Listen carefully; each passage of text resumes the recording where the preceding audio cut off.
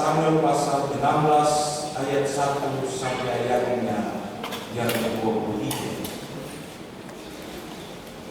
Pertama Samuel pasal 16 ayat 1 sampai ayatnya yang ke-23. Sebelumnya, mari kita tenang dan kita berdoa minta pimpinan Roh Kudus atas pembacaan dan pemberitaan firman Tuhan bagi kita di sana. Kita berdoa. Ya Allah yang Maha Kuasa, Allah dalam nama Yesus firman yang hidup, di tangan-tangan kami terbuka firman yang kudus. Kami akan baca daripadanya, belajar untuk memahami apa maksud dan kehendak Tuhan di tengah-tengah hidup kami ketika kami diselamatkan oleh Allah dalam hidup kita. Kami minta kuasa-Mu menaungi kami, mengajarkan kami dan membuat kami memiliki kerinduan yang besar untuk menanamkan firman ini di tengah-tengah hidup kami, dan kami melaksanakannya dalam segala pekerjaan tanggung jawab yang kami buat di tengah-tengah hidup ini. Usir segala kuasa yang mengganggu kami Tuhan, Roh Kudus-Mu menaungi kami. Berkati hamba-Mu yang akan menyampaikan firman-Mu, biarlah firman ini keluar dari bibir mulut hamba-Mu oleh karena kuasa, dan Engkau sendirilah yang berbicara dalam kehidupan hamba-Mu. Bersabdalah kepada kami Tuhan, karena kami siap mendengarkan sabda. Amin. Pertama Samuel pasal 16 ayat yang pertama sampai ayat yang ke-23, demikian bunyinya. Daud diurapi menjadi raja.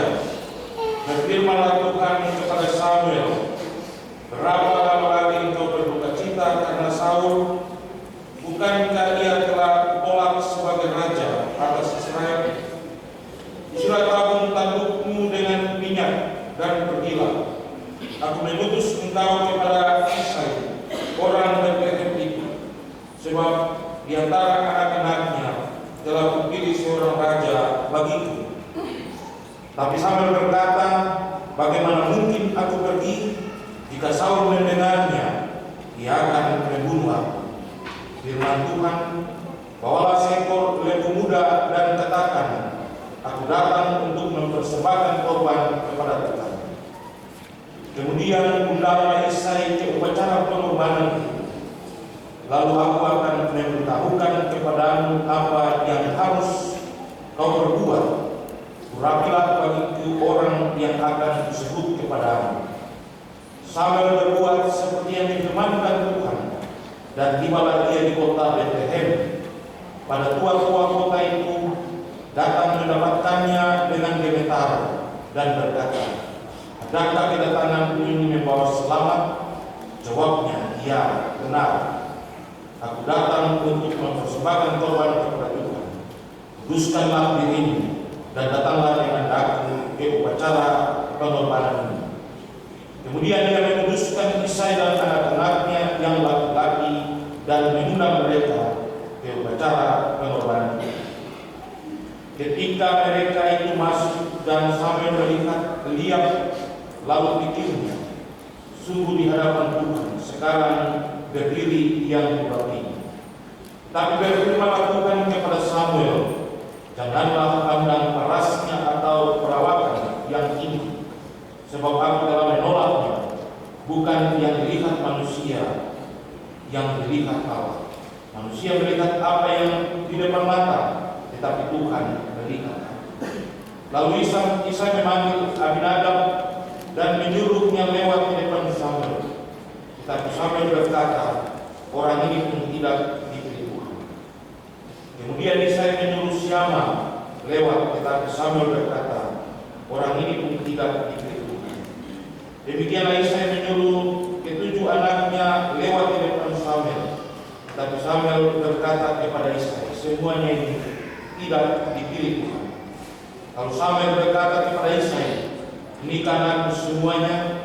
Jawabnya, masih tinggal yang bungsu, tapi sedang mengembalakan kami domba.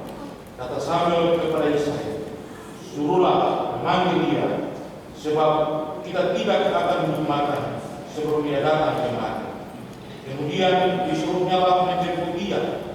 Ia kemerah-merahan matanya, indah dan kerasnya elok. Lalu Tuhan berfirman, bangkitlah, urapilah dia, sebab inilah dia. Sambil mengambil kayu tanduk yang berisi minyak itu dan mengurapi Daud di tengah-tengah saudara-saudaranya. Sejak hari itu dan seterusnya berkuasalah Roh Tuhan atas Daud.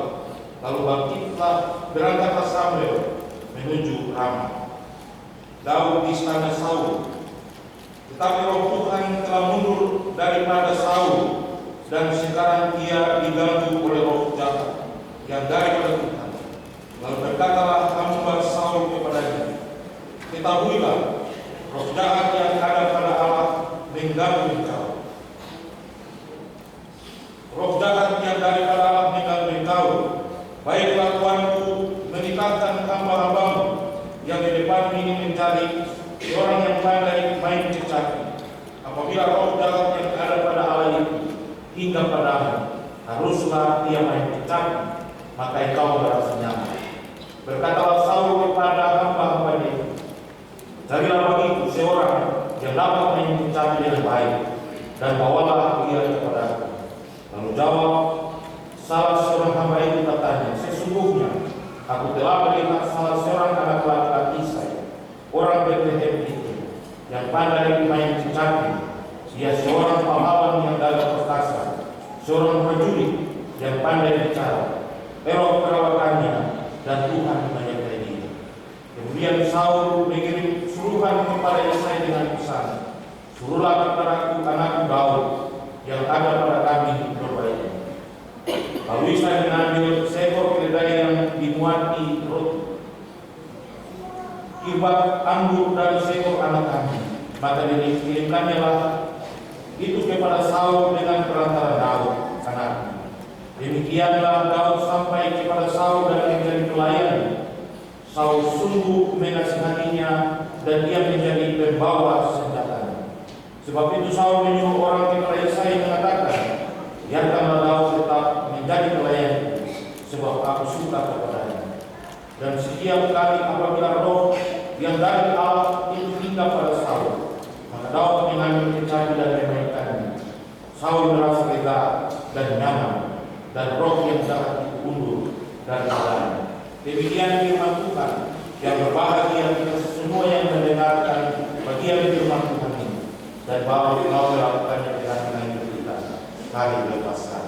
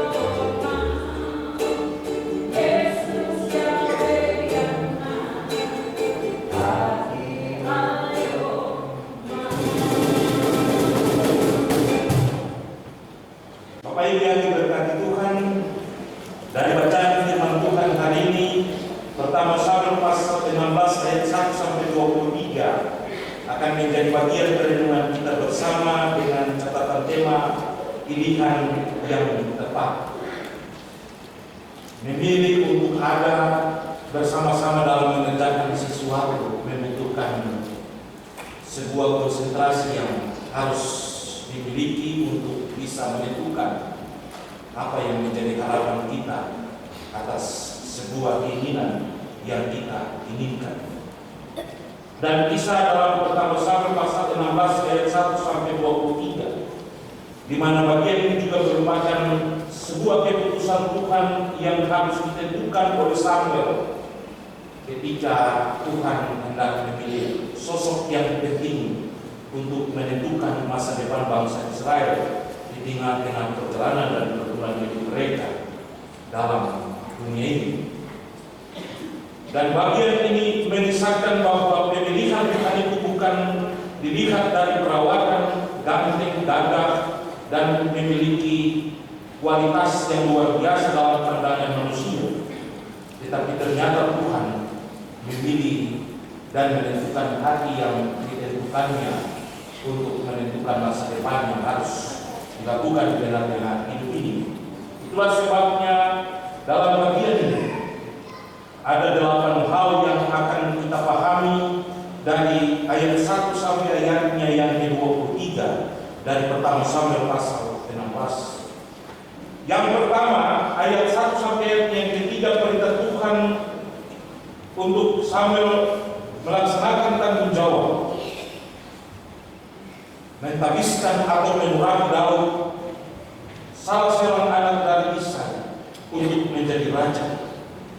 Dan dalam bagian ini kita bisa melihat ada suatu percakapan antara Tuhan dan Samuel oleh karena ketakutan Samuel untuk mengambil keputusan ini. Dan pertanyaannya bagi kita, apa yang menjadi alasan Allah sehingga harus melakukan tindakan pembagian terhadap Daud menjadi raja menggantikan Saul, padahal Saul ada di tengah-tengah mereka. Rupa-rupanya hal ini telah diungkapkan dalam bacaan kita hari ini, di mana Samuel mengalami sebuah proses duka cita, dan semua itu terjadi karena tindakan-tindakan Saul yang senantiasa melawan kehendak Allah. Dan atas dasar itulah Tuhan bilang, sampai kapan kau harus berduka cita? Tindakan harus diambil supaya keputusan itu benar-benar akan menguntungkan dan membawa sukacita bagi banyak orang. Rencana dan perjalanan yang harus dilakukan oleh Samuel begitu luar biasa diatur oleh Tuhan secara seksama, di mana dalam cerita ini Tuhan memainkan peran untuk mengatur dan menuntut Samuel dalam segala macam tindakan. Kau pergi ke Isai, alasannya cuma membawa domba untuk dikorbankan sebagai bagian dari sebuah kekudusan yang dilakukan kepada Allah, baru engkau melakukan tindakan-tindakan ini.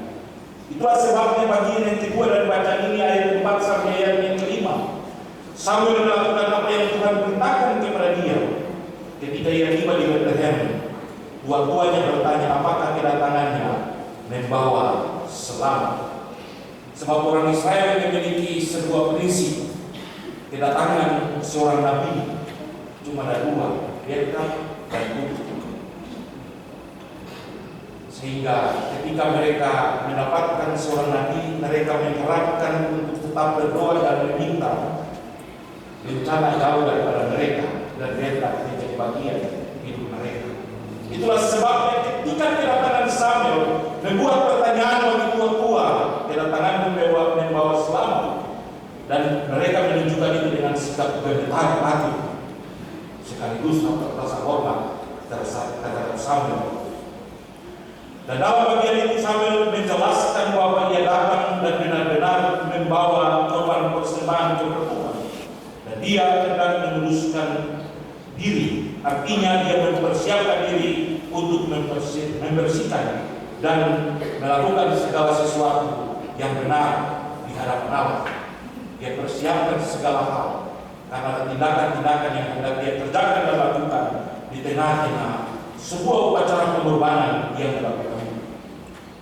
Kemudian ayat 6 sampai ayat yang ke-10 proses pemilihan ketika Samuel melihat semua anak-anak Isai.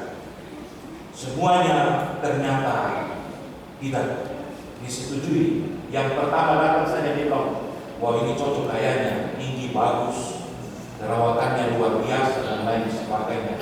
Dan dia sudah meyakini bahwa itu tindakan yang akan dilakukan. Ternyata Tuhan pakai kehendak. Tuhan bilang Salvador. Ayat 11 sampai ayat yang ke-13 Samuel kemudian bertanya kepada Isai, apakah semua anak-anakmu yang ini dan tidak ada lagi? Masih ada satu di menjaga kambing domba, dan dia pun memerintahkan untuk menyambut atau memanggilnya. Dan dari kedatangan Daud, situ kita bisa melihat dikatakan dia memiliki kemerahan matanya, indah dan parasnya elok, dan Tuhan memandang. Bukan karena dia ganteng, dia punya mata yang kemerah-merahan dan dia elok, tetapi Tuhan ternyata memiliki sebuah prinsip dalam memandang hati setiap orang dalam menentukan pilihannya.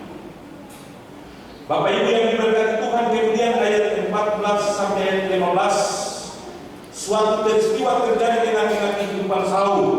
Oleh karena tindakan dan perbuatannya yang jauh daripada Allah, melakukan tindakan-tindakan yang membuat Allah berkenalan terhadapnya. Kalau katakan ini mencatat Roh Kudus mundur daripada dia, artinya kuasa Tuhan terlepas daripada Saul, dan dia kehilangan kekuatan, kuasa untuk melakukan dan menentukan kebijakan-kebijakan yang luar biasa daripada tanggung jawab yang dikerjakan. Itulah sebabnya Tuhan juga turut memainkan peran yang luar biasa tanpa curiga dan lain sebagainya. Tuhan memainkan peran bagaimana Daud sadar dan maju di tengah-tengah kehidupan Saul. Kemudian ayat 16 sampai 18, rupanya salah satu hamba menawarkan kepada Saul tentang keberadaan Daud. Ayat 19 sampai 20, Saul menyuruh orang menjumpai Daud dan mendatangkannya. Dan 21 ayat 21 sampai 23 menjelaskan bahwa pemerintahan yang diterima oleh Isai, permintaan yang diterima oleh Isai benar-benar dilakukan oleh dirinya terhadap Saul. Dan catatan Alkitab mencatat Roh Tuhan itu begitu luar biasa. Daud dikasihi oleh Saul dan dia memainkan peran sebagai pemain kecapi untuk membuat Roh Tuhan itu ada dan terus memainkan peran di tengah-tengah kehidupan Saul. Itu waktu yang pasti untuk semuanya bisa ditentukan. Bapak Ibu yang diberkati Tuhan, dari cerita atau kisah yang panjang ini, tentu kita bisa melihat bahwa kehidupan kita yang kita jalani tengah-tengah kehidupan ini, terkadang kita tidak punya keberanian untuk melakukan sesuatu yang harus kita kerjakan, karena kita ada pada dilema-dilema tertentu yang membuat kita tak mampu menjalani. Yang lebih parah lagi, di tengah-tengah hidup kita lebih menentukan kuasa dan kekuatan kita daripada kita menentukan kuasa dan kekuatan Allah di tengah-tengah hidup. Samuel sebagai seorang nabi mengalami sebuah proses pergumulan yang besar ketika Tuhan telah bertindak dan meminta kepadanya harus mengambil sebuah keputusan. Harus ganti Saul yang bermacam-macam. Tapi dia mengalami sebuah situasi kemanusiaannya. Kalau dia ganti Saul, berarti Saul kasih ikut dia. Kalau dia tetap ikut prinsip Tuhan dan Tuhan tidak memainkan peran yang baik, berarti dia juga ada dalam sebuah situasi yang begitu menyulitkan.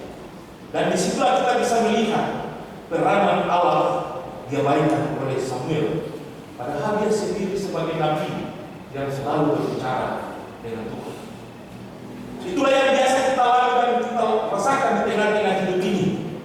Ketika kita ada dalam persoalan dan pergumulan yang besar dan panjang, kita lupa bahwa Tuhan itu segala-galanya dan Tuhan sanggup membuat sesuatu yang tidak pernah kita pikirkan. Paulus dia bilang, tak terselami keputusan Allah dan tak bisa kita pikirkan jalan-jalan yang dilalui. Itu berarti bahwa kita punya tanggung jawab hanya mengandalkan Dia dan memberikan Dia menentukan segala arah dan langkah kita. Amsal dia mencatat manusia memikir-mikir jalannya, tapi Tuhan yang menentukan arah langkahnya. Itulah sebabnya dalam bagian ini Paulus, penulis kitab Samuel ini, hendak mengajarkan kita tentang bagaimana kita mengenalkan Allah, menjadikan Allah sebagai sosok yang penting untuk memainkan peran kita di tengah-tengah hidup ini. Kalau minggu kemarin kita menjelaskan tentang bagaimana kita dipercayakan oleh Allah untuk menjadi pengurus yang baik di tengah-tengah dunia ini. Bagian yang terakhir, catatan kita mengajar bagaimana kita melakukan segala sesuatu sebagai pengurus supaya Allah dimuliakan, bukan kita yang dimuliakan.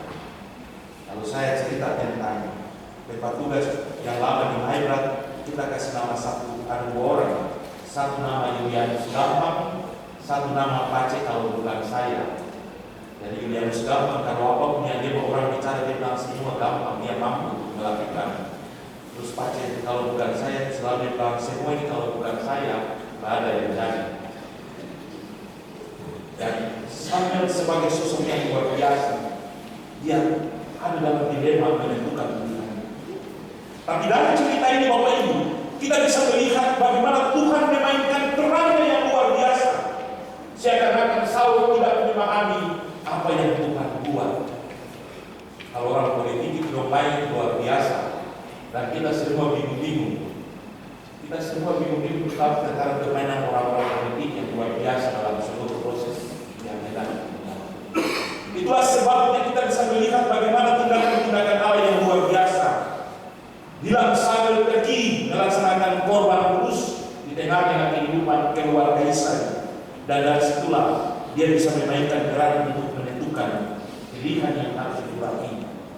Kemudian Tuhan memainkan peran bagaimana dia menunjukkan sebuah situasi di mana Daud pada akhirnya ada di tengah-tengah Saul, supaya kasih sayang Saul tercurah terhadap Daud, dan pada akhirnya besok-besok kalau sesuatu terjadi pasti ada pikiran, mau bikin tapi Rabisa bisa setelah saya dia jadi Rabisa lagi. Hal-hal itu yang dimainkan oleh Tuhan dalam peran-peran yang terjadi di tengah-tengah pergumulan hidup ini. Itulah sebabnya dalam bagian kita bisa melihat ternyata Allah itu luar biasa. Allah itu hebat-hebat dan memainkan peran yang begitu luar biasa dalam menentukan dan menunjukkan arah-arah yang harus dilakukan. Kalau Samuel ambil tindakan itu, dan pada akhirnya kalau kita baca dalam sejarah selanjutnya ketika Saul yang tahu semuanya begitu gelapnya dia berburu Daud sampai kemana-mana yang dia bisa. Tapi Tuhan selalu memainkan peran dengan memberi yang terbaik. Kalau kita baca dalam Goa Ulang bagaimana Tuhan memberi kesempatan Daud membunuh Saul, tapi Tuhan bilang jangan kau kotori tanganmu dengan darah orang yang berdosa, sebab engkau akan menjadi raja yang besar dan luar biasa. Kita semua tentu ada dan bisa memahami. Bapak Ibu yang diberkati Tuhan, kita ada di tengah-tengah dunia, dan kita semua telah menjadi pilihan-pilihan Allah dalam tanggung jawab kita masing-masing. Tanggung jawab yang harus kita kerjakan. Kita harus yakini bahwa Tuhan memilih kita. Tuhan tidak memilih orang lain, tapi Tuhan memilih kita sebagai orang-orang pilihan. Pilihan pertama yang Tuhan telah berikan untuk kita, Dia menjadikan kita sebagai orang-orang yang menikmati kasih karunia Allah di tengah-tengah hidup ini. Tadi pagi kita tidur, kita bangun, datang sembahyang, kita hirup udara dan kita menyadari sesungguhnya bahwa kita menikmati anugerah Allah karena Allah pilih kita memberi kehidupan itu bagi kita. Apa yang harus kita kerjakan dan lakukan ketika Tuhan memilih kita? Itu Tuhan menghendaki supaya ketika Dia telah memilih kita, Dia meminta kita untuk melakukan apa yang Dia mau sesuai kehendaknya. Ada kita punya lagu bilang berjalan dengan Allah kita akan tenang, berjalan dengan Tuhan kita akan aman. Atau ada lagi yang dan kalau mencari damai hanya didapat dalam Yesus, berarti semuanya pasti aman-aman. Oleh sebab itu dia minta kepada kita untuk ada dan berjalan dalam sebuah proses karena mengandalkan. Kalau mengandalkan Tuhan itu tidak ada yang meleset, tetap semuanya lurus-lurus saja. Atau mungkin Tuhan bisa kasih kerikil-kerikil kecil menjadi bagian untuk kita terus berhati-hati. Tapi kalau ada dalam jalur Tuhan, apapun yang terjadi tidak pernah bisa menggoyahkan apa yang menjadi bagian dari sebuah hal yang harus diterima oleh kita sebagai anugerah Allah yang besar. Percaya atau tidak percaya, hari ini Tuhan telah memilih kita semua. Dia memilih kita dalam tanggung jawab kita yang besar dalam segala hal yang kita lakukan. Orang bisa bicara apa saja, tapi kalau Tuhan harus tentukan, siapa yang goyah. Lagu Maibrat selalu saya bilang, kalau Tuhan yang kendalikan, Tuhan yang kerjakan tabang Rabu Papua Barat, Yesus Ibu Mata. Kalau Tuhan yang kendalikan, Tuhan yang ragu, Tuhan yang bilang, biar apa lagi? Biar barang sudah depan mata yang luar semua silakan. Kalau Tuhan balik, apa yang membicara? Karena itu Tuhan punya kehendak. Sebab itu Tuhan menghendaki pilihannya itu tepat dan tidak pernah melesetkan saudara. Yang hanya kita lakukan, gotong harus semuanya hanya kepada Dia. Serahkanlah segala perbuatan kepada Tuhan, maka terlaksanalah segala rencana-rencanamu. Amin. Kalau semua serius sampai. Itulah kehendak Tuhan dan itulah firman Allah. Serahkanlah segala perbuatan kepada Tuhan, maka terlaksanalah segala rencana-rencana. Maka apapun yang menjadi bagian dan harapan hidup kita, Tuhan memainkan peran. Tuhan sayang ketika kita mengandalkan Tuhan selama apa yang kurang di republik ini akan saya tambah. Inilah Tuhan. Jadi mari Bapak Ibu, Tuhan telah memilih kita semua. Bagian firman Tuhan ini melukiskan bahwa Tuhan pilih Daud itu tepat sesuai sasaran yang Dia mau. Dan Tuhan memilih kita tepat sesuai apa yang menjadi kebutuhan dan harapan kita semua di tengah-tengah dunia ini. Hari ini kita semua harus percaya dan yakin bahwa Tuhan mau memakai kita sebagai bagian yang sangat penting dalam melaksanakan kasih karunia Allah yang besar di tengah-tengah hidup ini. Tuhan mau untuk kita bekerja dan kita melakukan apa yang bisa kita kerjakan. Dan saatnya ketika kita melakukan semuanya, Tuhan bilang mau berkat kecil, mau hidup umur panjang kecil, semuanya aman dan gampang-gampang saja. Yang penting kita harus semuanya kepada Tuhan. Maka Tuhan bilang barang apa yang susah kan, semuanya aman dan terkenal dalam naungan dan kasih semua. Mari Tuhan mainkanlah peran kita dalam rumah tangga kita, dalam pekerjaan kita, dalam karya dan dunia kerja yang kita kerjakan di tengah-tengah hidup ini. Pada akhirnya kita akan panen apa yang kita buat. Kecil atau besarnya apa yang kita kerjakan, berdayakanlah hidup untuk kemuliaan Tuhan. Maka ketika semuanya Tuhan sudah buat dan lakukan, kita aman-aman saja. Filipi pasal 2 ayat 1-11, kita diajak untuk belajar merendahkan diri seperti Kristus. Dia bilang begini, atas ketaatan kerendahan hati Dia ditinggikan di atas segala-galanya. Kemudian dia beri nama di atas segala nama. Dan kita semua akan mengalami kalau Tuhan pilih kita dan menemukan kita pada porsi-porsi yang telah ditentukan olehnya di tengah-tengah kita. Tuhan memberkati kita, firman ini menjadi berkat dan kekuatan semangat terus untuk kita jalani apa yang bisa kita kerjakan dalam tanggung jawab yang kita kerjakan di tengah-tengah dunia ini. Amin.